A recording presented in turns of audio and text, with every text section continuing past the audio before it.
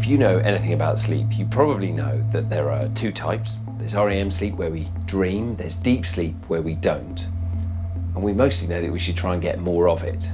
But scientists like Scott here are discovering there's a huge amount more to it than that. Well, actually, scientists have demonstrated that there are 5 different stages of sleep. It's achieving some vital functions that just can't be achieved during wakefulness. And one of those critical functions is to help us remember.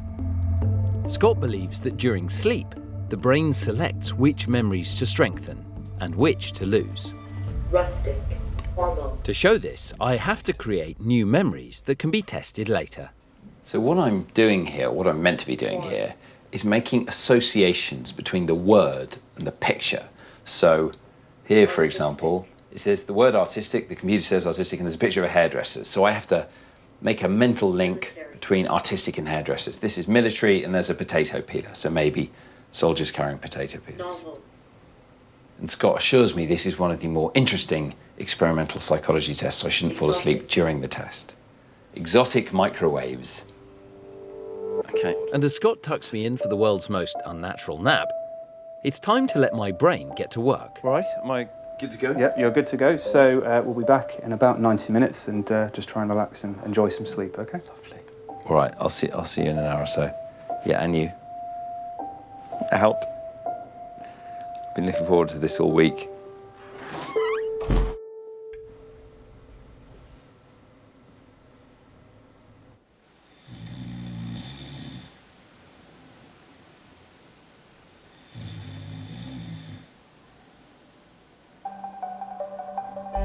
Scott's looking for the phase of sleep he thinks is critical for memory. Okay, so we're seeing some really nice, consistent deep sleep here, some really nice, consistent slow waves within the EEG. So I think we're in a good position actually to reactivate some memories. It's a very simple push of a button. Surgical. Delicate. To demonstrate what happens to us every night during slow wave sleep, some of the words I learned earlier are played to me over a loudspeaker to see if I can remember them better. Abundant. Extreme. And all too quickly, I'm rudely awoken from my nap. Hey Chris, you awake? Hello? It's like the world's worst hotel, isn't it? Yeah. Can I turn down your electrodes? Then, a quick test. Perfumed. Can't remember. What's amazing is that it was easier for me to recall the word associations that were played to me during sleep. Alpine. This fits into Scott's wider results that show memory performance is much higher in those that sleep compared to those that take the test without sleeping.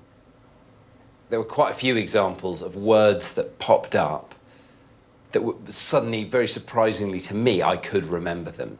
So we reactivated a specific word, and then your brain strengthened a connection between that word and the associated picture.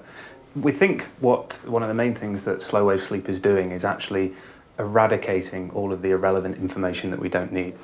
But the other thing that slow wave sleep is doing is strengthening the important information. So those memories of things that we need to remember are being reactivated and strengthened so that we're less likely to forget them after sleep.